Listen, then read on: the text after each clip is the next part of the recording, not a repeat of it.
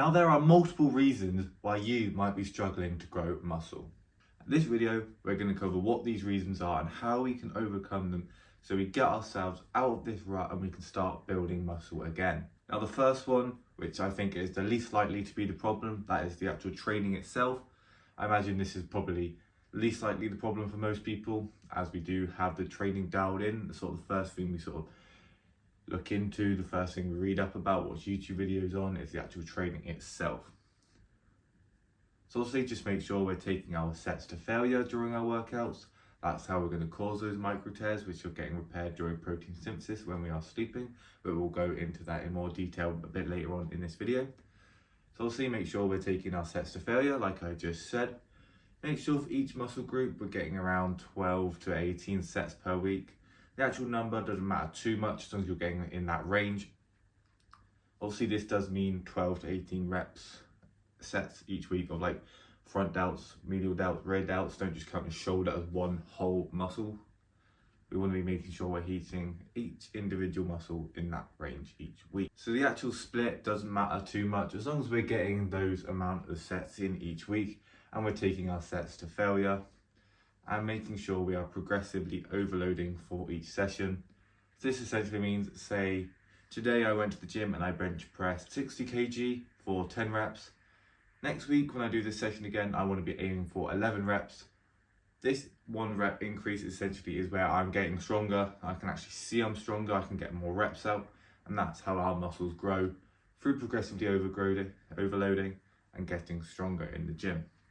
Now the second is probably not the most common reason why people struggle, but is quite a common reason people struggle to start building muscle, is their diet. Essentially for bodybuilding, we want to be eating in a calorie surplus. This is where we're eating above our maintenance level or a bulk to put on weight, which means we can build muscle quicker. Obviously, if we are overweight and we want to cut weight, we'll be in something called a cut or a calorie deficit, but we're not going to go into this in this video as that's not really what we're talking about. We're going to be focusing on a bulk. So to calculate your calorie maintenance level, just go over to caloriecalculator.net on Google. Put in a few metrics like your height, your weight, your age and your activity level, and it should come out with your maintenance calorie level and the level you need to be eating at to put on muscle. This is around 500 calories above your maintenance level. So obviously make sure you're tracking your calories and you're actually putting on this weight by eating in this calorie surplus. We want to aim for around 0.81 grams of protein per pound of body weight. So say you weigh 100 pounds, you want to get 81 grams of protein in every single day through our diet. We want to have a high carb diet, which is going to give us that energy for bodybuilding. This high carb diet probably isn't the most optimal for like your brain health and getting good work done, but in this video we're obviously just focusing on building muscle. So we want those carbs, we want those proteins to give us that energy. Now I'm not directly recommending this, but you can eat a high sugar snack during your workout, as this is going to spike your energy level, allowing you to get those extra reps, cause more micro tears to allow you to build more muscle. I used to do this about a few months ago. I used to take a little like chocolate bar into the gym with me and I'd eat it around 20 minutes into my workout. It did work, yes, but I did stop due to obviously it does cause other harmful health risks, such as obesity and stuff. So I did stop it, but it did actually help me put on a lot of muscle in a short amount of period of time. So if you're struggling, you're in a rut currently, try it, see if it works for you.